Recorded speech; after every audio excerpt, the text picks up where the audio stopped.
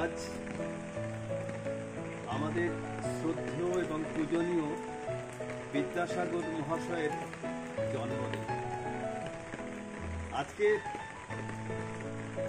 এটা শুধু জন্মদিন নয়, আমাদের বাংলার আধুনিক শিক্ষার সঙ্গে জড়িত যে সমস্ত মানুষজন রয়েছেন তার মধ্যে উনি হলেন অন্যতম। আজকে তোমরা যে স্কুলে এসেছো বা আসতে পারছো, আমরাও যে শিক্ষা লাভ করেছি এই বিদ্যাসাগর মহাশয়ের জন্য। ঈশ্বরচন্দ্র বন্দ্যোপাধ্যায় পরবর্তীকালে তিনি বিদ্যার সাগর হয়েছিলেন। শুধু বিদ্যার সাগর নয়, পাশাপাশি দয়ার সাগরও তিনি। এই বিদ্যাসাগর মশাই ছোট ছোট গ্রামের ছেলে মেয়েদের, বিশেষ করে মেয়েদের শিক্ষার অঙ্গনে আনার কি চেষ্টাই না করেছিলেন, সেই চেষ্টা আজ ফলপ্রসূ হয়েছে।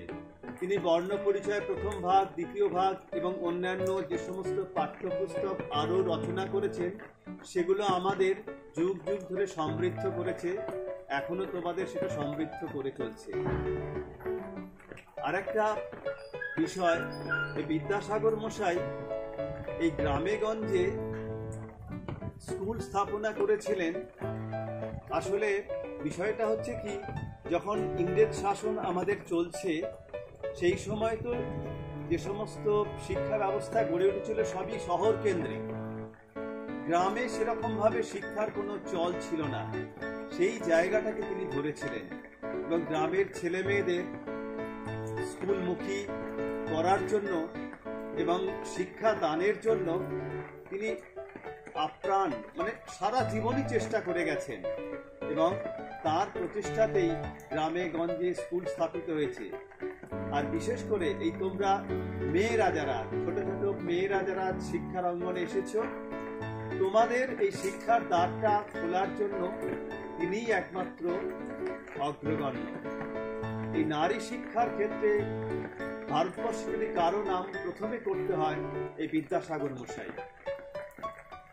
এই শিক্ষার পাশাপাশি সমাজে যে সমস্ত কুসংস্কার ছিল আমাদের সমাজে, সেই কুসংস্কার দূরীকরণে তিনি যেভাবে এগিয়ে এসেছিলেন এবং আমাদের সেই সংস্কার থেকে মুক্ত করে একটা স্বাধীন চিন্তা ভাবনার জগৎ দেখিয়েছিলেন, সেই জগতে আমরা আজ বিচরণ করছি, তোমরাও বিচরণ করছো।